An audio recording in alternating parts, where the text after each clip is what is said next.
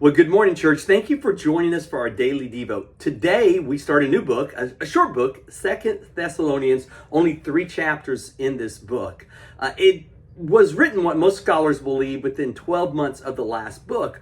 And what's interesting is this book, for the most part, is just very strong, encouraging the church. See, I think this was a letter that Paul was very happy to write, and one that the church at Thessalonica was glad to receive. Unlike other letters where Paul's hadn't addressed so many problems, he really praises them for so many things that are going well. He has to address some issues, but for the most part, I think this was a letter Paul enjoyed writing, and the church at Thessalonica enjoyed taking and reading to the congregation. Today, I'm just going to look at chapter 1, verses 3 through verse 6. And listen to this, and I'll talk about it, and I think how it was encouraging for the church. It says this.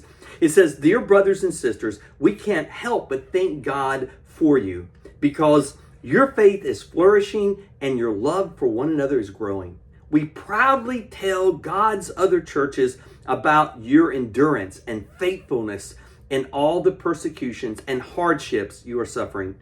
And God will use this persecution to show his justice and to make you worthy of his kingdom, for which you are suffering.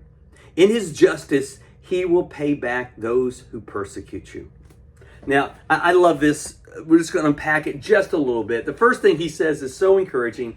He says that your faith is flourishing, he said, and your love for one another is growing.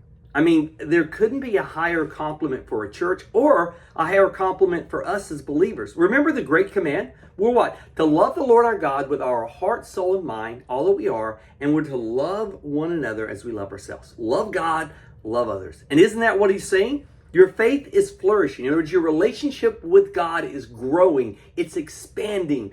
The words of your good works are coming back to me from others.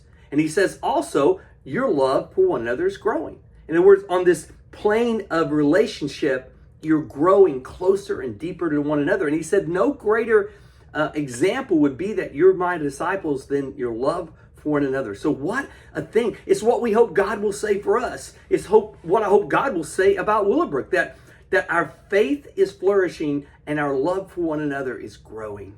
And then he goes on to say how God will use persecution. You know, he says that we brag to you for other churches because of how you're enduring these tough things. They aren't suffering for something stupid they did, like, Dave Ramsey's stupid tax.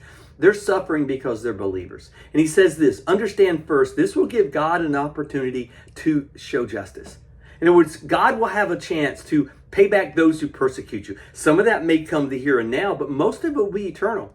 When those who stand against God will have to face an eternity separated from Christ because they rejected him. And my goodness, it makes us not be angry at those who persecute us, but feel for those who persecute us because they're heading for a Christless eternity. He said also it will make you worthy. See, there's something about persecution, something about suffering for Christ that helps hone us, that helps refine us, that makes us more connected to him. And he said, listen, guys, this is going to purify you. This is going to make you worthy. This is going to refine you in your faith. And as terrible as persecution may be, if it draws us closer to God, you know what? In eternity, we're going to say, I am so glad that happened. As Paul said in his suffering, I will much more glorify God in my weakness because when I'm weak, he is strong. They might say, I much more will glorify God in our persecution because in our persecution, God is glorified. We're drawn closer to him. I mean, what a great example. What I hope that we'll stand for if we're persecuted in this life in this time. Guys, thank you so much for being part of our daily Devo. I'm glad you're a part. I hope you'll continue tomorrow, and I hope you be blessed.